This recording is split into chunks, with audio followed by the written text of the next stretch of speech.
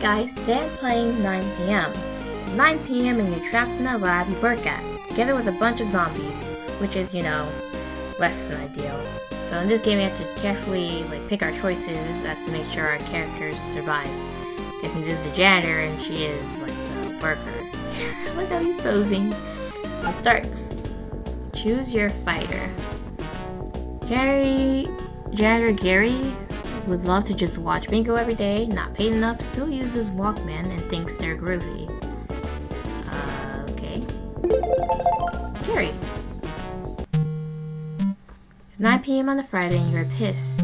You could have been at home watching Bingo for about 30 minutes already, but you had to clean up after Steve, your good-for-nothing coworker. Where the hell is he anyway? He probably just made a mess and left like he always does. God damn it, Steve. As you walk back to your office, the lab is empty and quiet, but not unusually so. You pull out your ancient Walkman and are just about to turn it on as you hear a low growling sound. A stray or something that found its way into the building? Maybe we should go look. Or maybe it was nothing. You don't hear anything right now, and honestly, you really want to be done for today. Should I investigate or go to your office? To your office. Your shift is over. Even if it wasn't your imagination, it's not your problem anymore. You're tired, and you don't get paid for overtime. As you put your supplies away, you hear the growling louder. It gets louder this time. Very loud, actually. Could be a raccoon that found its way into the lab somehow. But by the sounds of it, it would have been really big and aggressive, and one with a really deep voice. Okay, it's probably not a raccoon at all. Ignore, maybe we'll go away, investigate, something's right. Let's try to investigate. Wait, let me save. This is probably end. This is not gonna go. Alright, so something's going on here. You take your trusted mop out of the supplies closet and listen closely until you hear the growling again. It seems to be coming from the janitor bathroom. Steve, did he lock himself in there to smoke weed or something? You hope not. Last time he did that, he threw a bottle on the floor. That better not be you, Steve, you bullnut. You shout in the direction of the bathroom. No answer. You stomp to the door and open it. Inside is not Steve, it's Kelly, another janitor whose shift ended at 2 p.m. Weird, what's she still doing here? On closer inspection, you suddenly realize Kelly is foaming at her mouth and moving strangely. This will not end well, but I want to try to talk to her. Kelly only makes gurgling noise sounds and doesn't really seem to understand you. She's sick or a zombie.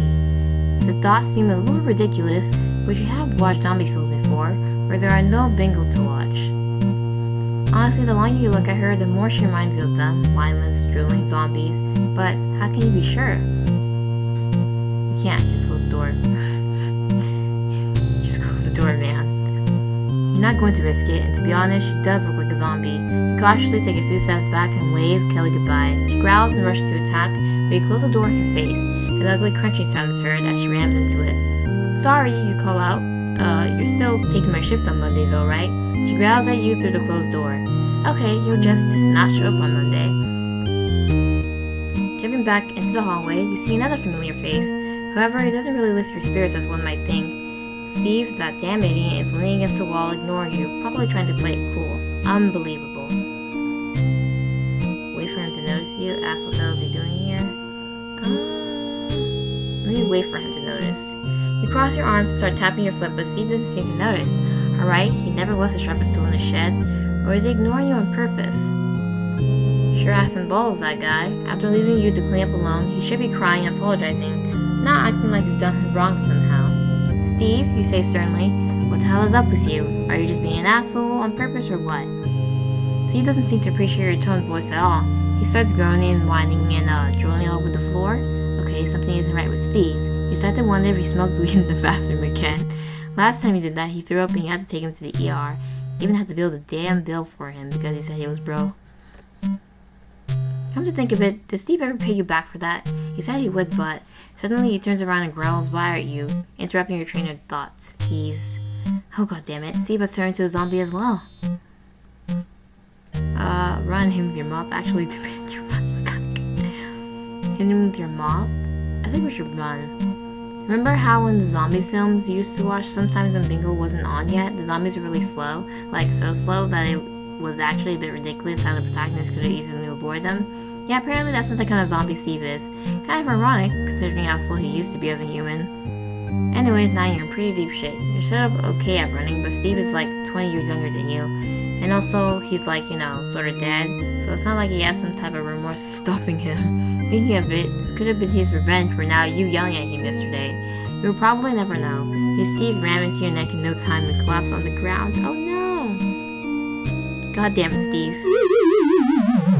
I died. I got Gary ending 1 out of 10. That was terrible. Okay, we have our character here. Unpaid intern Katia. He's actually here for work experience, but has only served coffee so far. Nervous rat, sometimes cries in the bathroom on breaks. Poor girl. It's 9 p.m. on a Friday, and you've just awoken from your accidental nap in the break room. How embarrassing. Why did no one wake you up? In fact, where is everyone? And wait a second, it's 9 p.m. already? They didn't leave you here, did they? Oh my god, they totally did, and the door to the break room is locked. Do we try to kick it down? You're too weak to kick it down. Also, wouldn't this be destruction of private property? You don't have enough money to replace it if it gets broken beyond repair. You still have a ton of student loans to repay. No, there's gotta be another way. Try the lock pin with your hair? Climb out the window coming soon. You okay? You crash down with your hairpin and start picking the lock. It can't be that hard, can it? On TV, it seems to be over pretty quickly. And you are still moving the hairpin around. You hear something on the other side of the door. Has help arrived already? Hello, you call out cautiously. There's no answer, only growling. An animal maybe? Some kind of dog? Why would they let dogs into the lab? Suddenly something rams the door from the other side. You jump back in shock and see a man bursting through and foaming at the mouth. Wait, you know that guy? Isn't it Steve, the janitor? He's not at all good at his job, but he always greets with a smile, and you've grown to appreciate him. Now he looks straight out of a zombie film. You squeak as Steve comes closer and closer, his hands outstretched reaching for you, like in a horror movie. Stop it, you shout, but he doesn't seem to understand you. He's probably trying to prank you, scold him, eat you, throw a chair at him, communicate with you. Steve has never been that eloquent. I'm too young to die, you scream as you grab the nearest chair, and I don't want my parents to have to pay back my stupid student loans. You throw the chair at Steve as hard as you can and swim out of the break room. Running, it turns out, it isn't all that easy with heels on, but you can't stop, not until you outrun Steve. Maybe we should have closed the door to the break room. You turn your corner, almost run into a wall. This is the end of the hallway. You cast a nervous glance back, but it doesn't seem like Steve is following you anymore. Still, you can't just turn and go back, can you? Ugh, what a mess. You should have never started working here. The whole lab is bad news. Alright, enough self-pitying. There's 2 doors you go through to get out of here. You put your ear against each door and listen. One has pitter-pattering sounds coming behind it. Behind the other one is just dead quiet. Those seem kind of suspicious, honestly. Pittering sounds. Try the door without any sounds. Dude, what do I do? Take the door with pittering sounds. Take the door with any sounds. That's what that sounds. It's risky, but as soon as you enter, you sigh a big sign of relief. The pittering was coming from a fat little raccoon munching on something you found under one of the lab tables. Why is there a raccoon in there? Hey, don't eat that, you say. Who knows what it could do to you? The raccoon stares at you. His eyes seem really intelligent, like it understood perfectly what you said, and it squeaks and runs away, disappearing down the hallway. Strange little critter. Suddenly, you hear a long growling sound. Wait a minute, you know that voice, is that? It is her, Supervisor Jenna. Supervisor Jenna, who never thanks you for bringing her coffee. Supervisor Jenna, who made you mop the floor on your first day instead of showing you around the lab. Supervisor Jenna, who made you cry and then told her coworkers at lunch with your in-ear earshot. Supervisor Jenna, zombified. Looks like karma finally caught up to her. You know, you have to escape her, but the temptation is strong now that she can't fire you. Should we tell her a few choice words? No, I don't care, she's already dead anyway. You have to stay strong and alive, even though you have a whole lot to say to Supervisor Jenna. You turn and book it out the next door. You can hear her footsteps behind you as she starts chasing you. Are zombies supposed to be this fast? Whatever, no time to think. You round the corner and immediately notice the open door to the second floor bathrooms. Hey, maybe you can hide yourself in there. If you close the door, Supervisor Jenna will just run past and you can safely search for another way out. You're proud of this idea.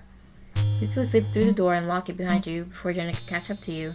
Phew, you're literally lucky you noticed this door. Come to think of it, why was this even open in the first place? Hey, wait a second, isn't that Steve by the stalls next to him? Did he eat another janitor? You're frankly trying to open the door, but his jam and won't move an inch. Oh man, this sucks, you say to Steve. Sadly, he isn't very empathetic. I died. Kitty ending 4 out of 4, new badge unlocked. I'll try to get as many endings as I can. I'm gonna play again. Oh, yes. Okay, I'll choose Janitor Gary. Alrighty. And, oh, yeah, I go to my office. I want to survive this time. Okay, I'll investigate. There goes the door. Wait for him to notice you.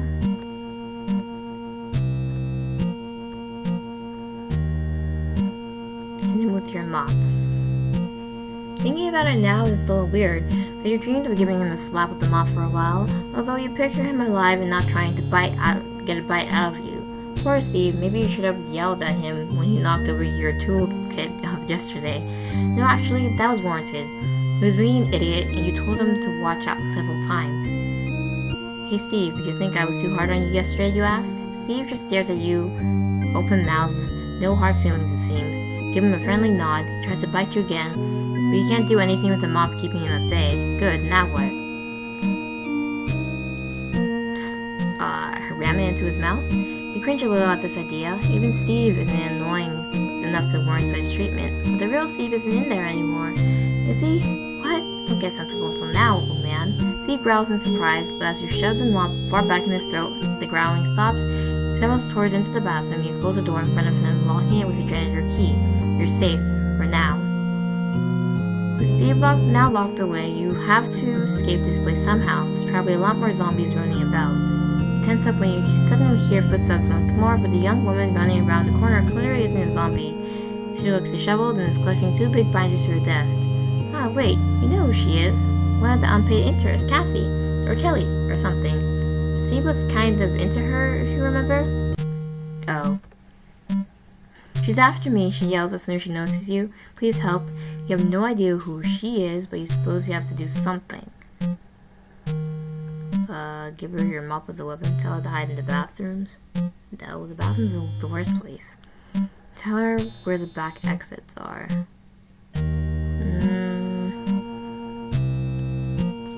Let's save at this point. Now tell her where the back exits. How will you give it a mop as a weapon? Take this, you say. She stares at you like you've gone crazy, so you quickly add, aim for the head. She still seems a little confused, but you just pat her on the shoulder. She'll do well. As she disappears down the hallway, mop in hand, you take a quick look around. Which way will you go? To the front door, to the back exit. The back exit? Back exit it is. Thankfully, it seems to be open, if not fully. There's something weird blocking the way. A body? Hey, you need help? You ask? No answer. Then you notice a small animal sitting next to the body. It's a pretty fat raccoon and it's staring at you unblinking. Wait, can animals turn to zombies as well? Hey, you didn't bite that fella or something, did you? You asked the raccoon. It lifts its tiny little weird raccoon hands as if to say, and what if I did? How very reassuring.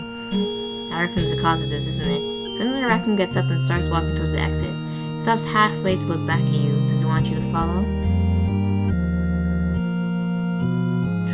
Investigate the body first, or follow the raccoon? I'll save this too, and I'll investigate the body. I'm curious. Maybe later, weird raccoon that thinks it's part of Alice in Wonderland. You're far too curious to know what happened to this body first. Hello, can you hear me, you ask them? Still no answer. The raccoon squeaks impatiently. Shut up, will you? I just want to kick you quick. You stop yourself as soon as you realize you're holding a conversation with the raccoon. Suddenly, the person lifts their head, startling both you and the raccoon. Hey, if you're unconscious, you could have at least said something to me, you rumble. You want to scold them more, but then they growl and bite, and suddenly these become your last words. Curiosity killed the cat, it seems, and you. Well, it definitely killed me.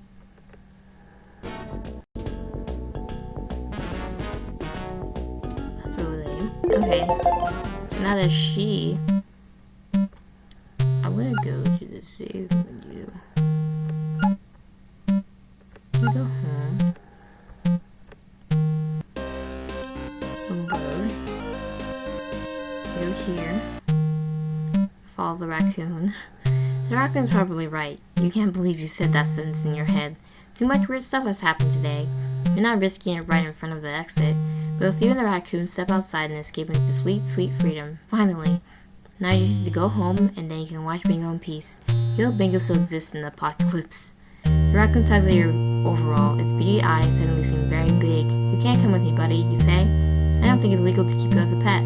The raccoon gives you a look. The look says, it's a goddamn apocalypse, dude. What, you think you'll get arrested? The raccoon is right. Ugh, you said it again. Alright then. I'll call you Steve. Survive! New badge unlocked. Gary ending 5 out of 10. I want Katia to survive this time.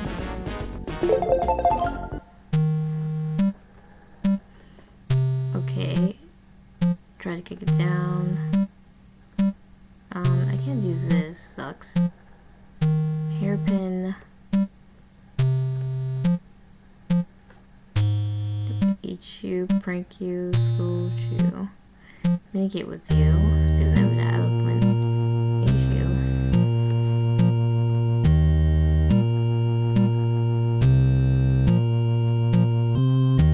Take the door without any sounds. The deadly quiet side seemed like the better option at first, but now you realize just why it was quiet. A group of men in suits are sitting on the floor, viciously feeding on the body of another unpaid intern. They stop when they notice you, hungry eyes not glaring in your direction. You gulp.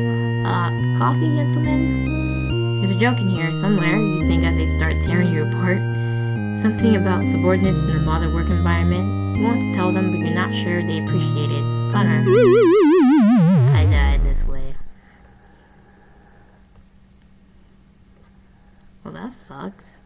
Okay. Let's play again. Let's see if I tell Katia to go to the back exit. Tell her to go to the back exit. Thank you so much, she says. You feel a little like a cool action hero. It's my duty to help, you inform her, which is technically true, only you normally say that after clogging a toilet next to the offices. She smiles at you. Good luck, mister, she says. You only nod stoically, upkeeping the action hero persona, but you do feel pleased. Huh, helping people feels almost as good as watching Bingo. As she disappears down the hallway, you take a quick look around. Which way will you go? To the back exit. Back exit it is. Alright. This time you want to follow it. Follow the raccoon.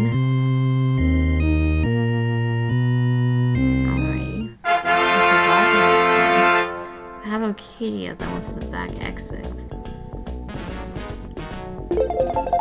It'll be the same thing. Break room. Sorry, scream for help. There's no answer. Only growling, an animal. Then rams. Okay. He's probably trying to prank you. Hold him. Let's just choose communicate. Maybe if you try to speak a little slower, you tell him trying to be helpful, Steve. Steve opens his mouth, baring his teeth, and you manage to jump back at the last second before you can sneak them into your flesh. Geez, that's not really the way to treat someone trying to help. Wait a second. Is Steve a zombie? I'm too young to die. Okay, so you grabbed the chair anyway. You try to close the door to the break room. You turn a corner. The whole laugh is bad news.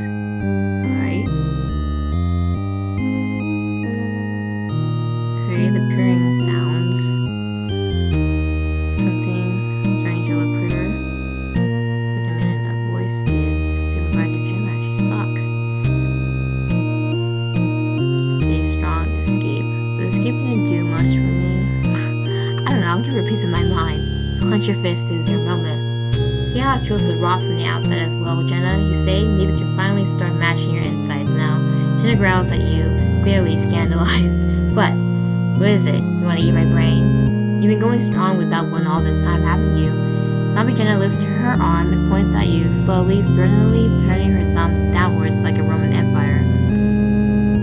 You can't fire me, you scream, I quit. You don't actually quit, because you need the internships in your resume. You just always wanted to say this to her. Alright, that's enough. They kick her? Let me save. I didn't know I thought she would just eat me. Let's kick her. Okay, maybe you overdid it with this one. Not that you shouldn't have told her all these things, you absolutely should have, and maybe you should have also sprinkled in the fact that you saw her making out with Supervisor Dave that one time next to the printer, but you probably shouldn't have gotten this close. Supervisor Jenna takes her head clean off with one bite. Damn you, Jenna. Okay. Let's play again. Load. And then we will say that's enough, because that's enough of everything. You have to stay strong and alive, even though you have a lot to say to Supervisor Jenner. You turn and book it out the next door. Your fist is behind you as she starts chasing you. She doesn't seem zombified. Oh, okay, the janitor. You cast a frantic look behind you, then back to the janitor. She's after me, you yell. Please help me. He stares at you for a second, probably trying to figure you out, then nods. There's an exit that way, he says. Go down the hallway and then turn left 2 times. Elevator should still work. But you can take the stairs too. You thank him profusely, which he shrugs at. But you can see he's flattered. What a nice guy. Not to look at. Now let's get out of here. Supervisor Jenna is vicious. Okay, so I was able to get out. Let's play again as a janitor. And let's see if we choose to like just open the door right off the bat. Let's play as Gary. There's nothing. Let's investigate. Carefully step into the main hallway, trying to make as little sound as possible. At the end of it, near the bathrooms, you see a tall, kind of lanky figure. Wait a second, is that... Christ, it is Steve. That damn idiot. What the hell is he doing here? You ask him. Steve doesn't seem to appreciate your tone of voice at all. He starts groaning and whining and drooling all over the floor.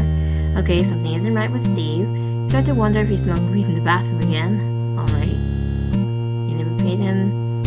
He's... Oh god damn it, Steve was turned into a zombie. If I demand my money back. Steve seems a little confused. My money, you tell him. Come on, you remember the ER visit? You said you'd pay me back. No reaction. Maybe this is excusable.